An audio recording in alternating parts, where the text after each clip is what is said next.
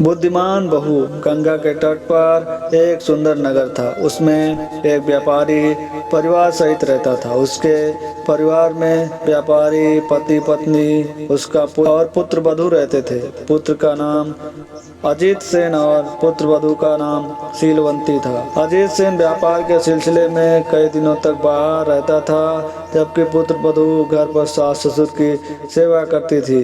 पूरा परिवार सुखी और प्रसन्न रहता था। एक दिन शीलवंती आधी रात के बाद खाली घड़ा लेकर बाहर गई और बहुत देर में लौटी। उसके ससुर ने उसे वापस लौटते देख उसे शीलवंती के चरित्र पर शंका हुई।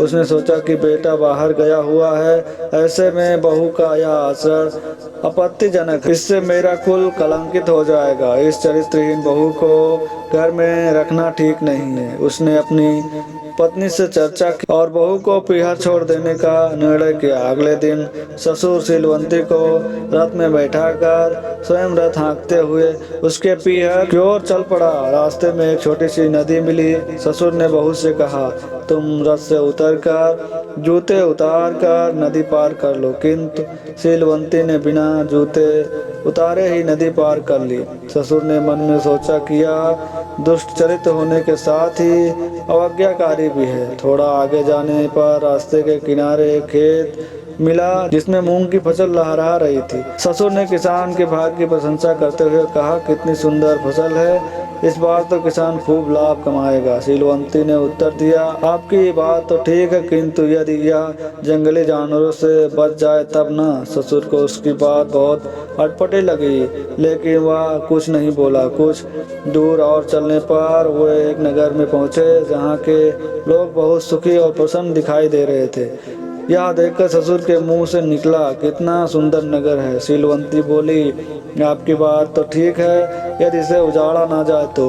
ससुर को उसकी बात अच्छी तो नहीं लगी, किंतु वह फिर भी कुछ नहीं बोला। कुछ दूर आगे जाने पर एक राजपुत्र दिखाई पड़ा, जिसे देखकर ससुर बोल पड़ा, अरे वाह, यह युवक तो देखने में शूरवीर लगता है। लेकिन शीलवंती फिर बोल पड़ी, यदि कहीं पीटा ना जाए तो। इस बार तो ससुर क्रोधित हो गया, किंतु किसी प्रकार उसने अपने क्रोध को रोका और आगे बढ़ा।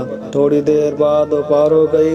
व्यापारी एक घने बरगद के पेड़ के नीचे रथ को रोककर पेड़ की जड़ में बैठकर आराम करने लगा, जबकि शीलवंती पेड़ से दूर जमीन पर बैठ गई। यह देखकर व्यापारी ने सोचा कि यह कैसी औरत है जो उल्टे काम ही करती है। थोड़ी देर आराम करके वे फिर आगे बढ़े। थोड़े आगे बढ़ने पर शीलवंती का ननिहाल आ गया। रास्ते में ही उसका मामा मिल गया और जिद करके उन्हें अपने घर ले गया। वहां भोजन करके शीलवंती का ससुर अपने रथ में ही लेट गया। ससुर को रथ में लेकर शीलवंती भी रथ के पास ही जमीन पर बैठ गई। उसी समय पास के बबुल के पेड़ पर बैठा एक कौवा काव काव करने लगा। लगातार काव काव की आवाज सुनकर शीलवंती बोली, अरे तू थकता क्यों नहीं? एक बार पशु की बोली सुनकर उसके अनुसार कार्य करने के कारण मुझे घर से निकाला जा रहा है। अब तुम्हारी बात मानकर मैं एक नई आफत मोल ले लूं। कल रात एक गीदड़ की आवाज़ सुनकर मैं नदी के किनारे गई और किनारे लगे एक मुर्दे के शरीर से बहुमूल्य आभूषण उतार कर घर ले आई।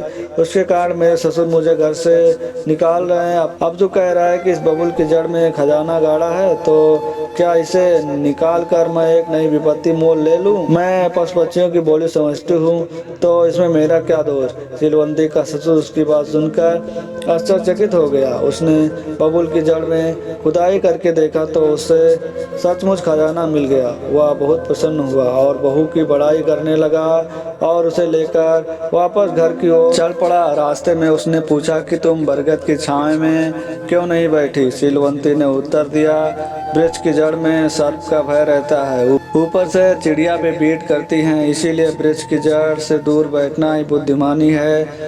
ससुर उसके उत्तर से प्रसन्न हुआ। फिर उसने शूरवीर राजपुत्र के विषय में पूछा, जिसके उत्तर में शीलवंती ने बताया कि वास्तविक शूरवीर वही होता है जो प्रथम प्रहार करता है। इसी प्रकार खुशहाल नगर के बारे में उसने कहा कि जिस नगर के लोग आगंतुक अतिथियों का स्वागत नहीं करते। वह वास्तव में आदर्श और खुशहाल नगर नहीं होता है।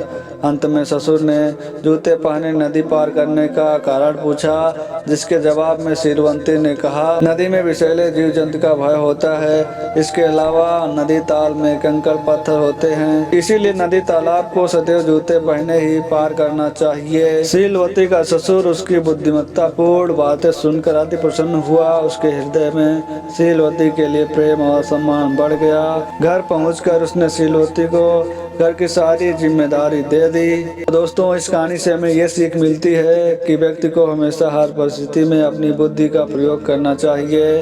बुद्धि के प्रयोग से मनुष्य कठिन परिस्थितियों में भी आसानी से पार पा लेता है। तो दोस्तों, बस इतनी सी थी हमारी कहानी। अगर आपको हमारी कहानियाँ पसंद आ रही हैं तो प्लीज़ आप लोग जो है चैनल को सब्सक्राइब करेंगे, बेल आइकन दबाएंगे, जिससे हम लोग नेक्स्ट वीडियो अपलोड करें आप लोग को नोटिफिकेशन सबसे पहले मिले। मिलते हैं नेक्स्ट कहानी के वीडियो में, तब तक के लिए आप लोग जहाँ पर रहिए स्वस्थ रहिए, मस्त रहिए।